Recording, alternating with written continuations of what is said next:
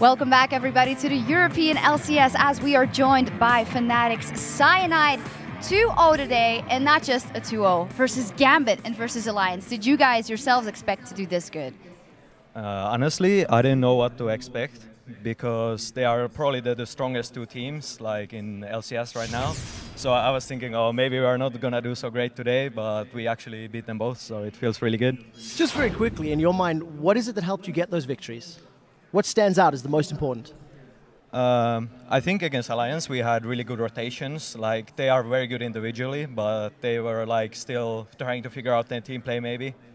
And against Gambit, yeah, we had a good level 1. Like it actually was bad for me and Soas because I lost my red buff because of it, because I took so long to take my blue, and Soas got a bit screwed out bot lane, like top lane, because he came to lane really late, but Reckless got some advantage and they carried really hard with yellow.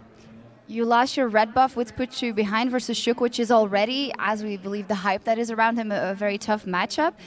Do you play differently? Is there something that you prepare for when you go up in the jungle against him? Against Shook, I was covering my lanes a lot because he was playing Lee Sin, which is obviously really good early game. I was doing okay, but I think at one point I was even covering too much. Like I lost my red buff at one point. Like, I just realized, wait, they are taking blue, he can't be bottom, and then he just went for my red and took it, and I was like face-palming, but...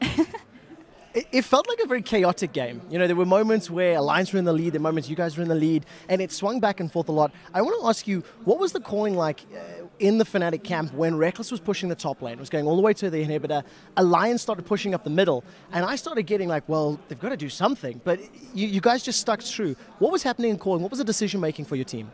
Yeah, so basically we had Ziggs, who can just clear the waves with his Q or whatever, ultimate even, and they could not push without creeps really that fast as we could with Reckless. So we knew we would win the trade anyway, and I was getting a bit scared actually at one point, like, you're gonna maybe get dived, so I was even recalling, and my team is like, no, no, no, you're stupid, like, just push, and I'm like, okay. Cyanide, what is sweeter, a victory versus Gambit or versus Alliance? I think they were both equally sweet. Like I was equally scared about both games. Okay. Well, my question now, very quickly about Alliance. There's 0-2 today. There was a lot of hype about the team. What is it that actually cost them the victory? You know, as a team, do you think it's just age that they don't really gel just yet, or do you think it's something deeper? Like I said, against us, our rotations were better. Like the top lane push we did, it basically gave us a lot of advantage, even though we were maybe a bit behind before that. I'm not 100% sure because I don't actually nicely see the gold like you guys, but... Yeah, we're cheating a little bit when it comes to that, of course. Now we're going to see what you guys had to say over on Twitter. Of course, today we asked you which European LCS Pro are you looking forward watching this week and why. And here are some of the best answers. The first one is from @CrunchyDonkey. I am happy our Russian prince has returned to my beloved Gambit. Look forward to seeing some support carry. I think it was a little disappointed after the first game, thanks to these fellas over here. But definitely, you know, Edward's been outspoken on Twitter, and I want to see these unique picks he's been talking about. He played Thresh. Come on, that's boring. Play something exciting. Mumu, please. And the second one is from @KagaTMS. I am most excited to watch Reckless overcome the pressure and be the carry that Fnatic needs. And he did show that. Yeah, like Reckless did very well in the first game and very well in the second game as well. So if you're an AD carry, I would definitely look at him as well.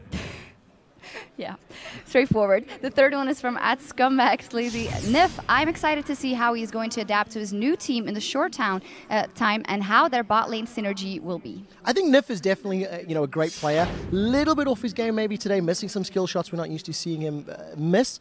But a couple more games and maybe he'll be back to the same form that we've seen alongside Candy Panna from SK. Yeah, I got to give him some time. Of course, follow us to keep up with the excitement and to send us your answers @LOL Esports. And of course, remember to use the hashtag LCS. Now, the Wolves and Gambit are almost ready to go, so let's